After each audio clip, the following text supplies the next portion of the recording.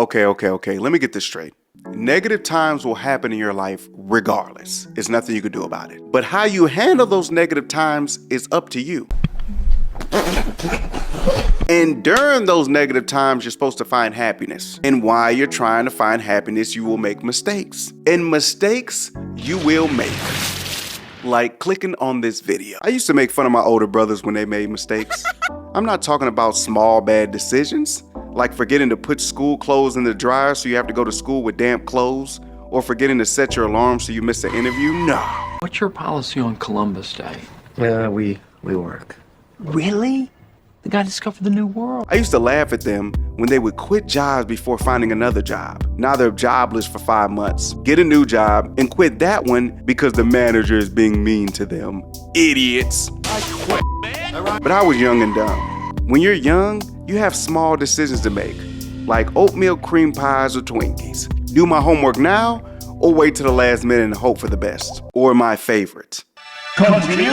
What I'm trying to say is, I wish somebody would have took the younger me aside and told me, when you get older, you make way more decisions, way more complicated decisions, life-changing decisions. And I'm here to tell you everything I wish somebody would have told me. And yes, experience might be the greatest teacher. Wait, is that a quote? I'm sorry, experience is the best teacher. Yeah, and that may be true, but you don't have to go through every bad experience. You don't always have to learn things the hard way. You know what I learned the hard way? Just because you're a positive person doesn't mean you have to uplift all of the negative people that you come across. All of the sad, depressed people. It's not your job. Now, I know it will be difficult to see people that you love and care about being sad. You can be there for them, but you cannot and should not drain yourself in the process. Here's a decent example. We all have coworkers, okay? And we care about coworkers, but they're not family. Like, if something bad happened to them, yeah, we'll be sad, but, you know, it's not like losing your dog or your cat. But we all have negative coworkers. They complain about everything. They complain about their kids, their spouse, their husband or wife tripping, blah, blah, blah. And the positive person you are, every time they say something negative, you tell them something positive. Like when they say they hate their life, you say, oh, look on the bright side. Or when they say they hate the job, you give them benefits of working at the job that you're at. Stop it. I talked about it in my recent video. Negative people have an effect on your life whether you know it or not. Check it out. No, seriously, check it out. It's a decent video. If a person is constantly being negative, separate yourself immediately. They're only doing you harm. Protect yourself at all costs. We always have a funny feeling that something isn't right. We have weird feelings about certain people. Don't ignore that feeling. We usually ignore that feeling because the person hasn't done anything wrong to us. Yet. We are used to people being mean and evil, disrespectful. So when a decent person comes around, we be shocked, flattered. And before you know it, you have a new friend. And I know that sounds fantastic. Well, it's not. I can't tell you how many times a friend double-crossed me. A lot of times. So when I look back, it's always the friend that I least expect. The friend that's always smiling, in a good mood, laid back, carefree. And we didn't have anything in common. I didn't know anything about them. I didn't know their parents' name, their dog's name.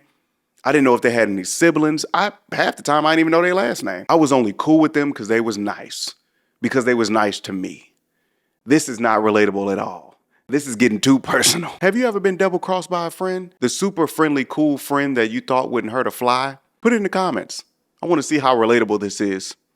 Because it feels like you're judging me right now. I'm done letting my guard down for people just because they are friendly. If it isn't organic friendship, I'm good. That's how people get manipulated. A salesman is going to be the friendliest person in the world because he wants you to buy the product that he is selling. Yes, it's an evil world we live in. People constantly trying to make us feel like we aren't enough. Well, I'm here to tell you, you are enough. Actually, you're way more than enough. Doesn't matter if you're short, tall, fat, skinny, ugly, and materialistic things do not make or break you. And if you need materialistic things in order for people to take you serious, then you shouldn't want to be around those type of people. You know why?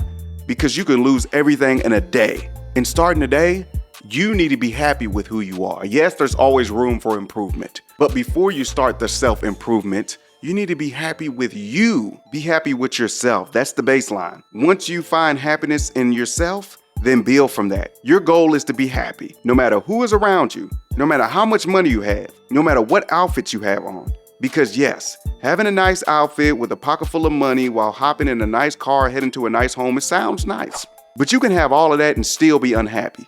It's possible. Look me in my eyes when I tell you this. Making mistakes is a part of life. And the older you get, the more decisions you will have to make.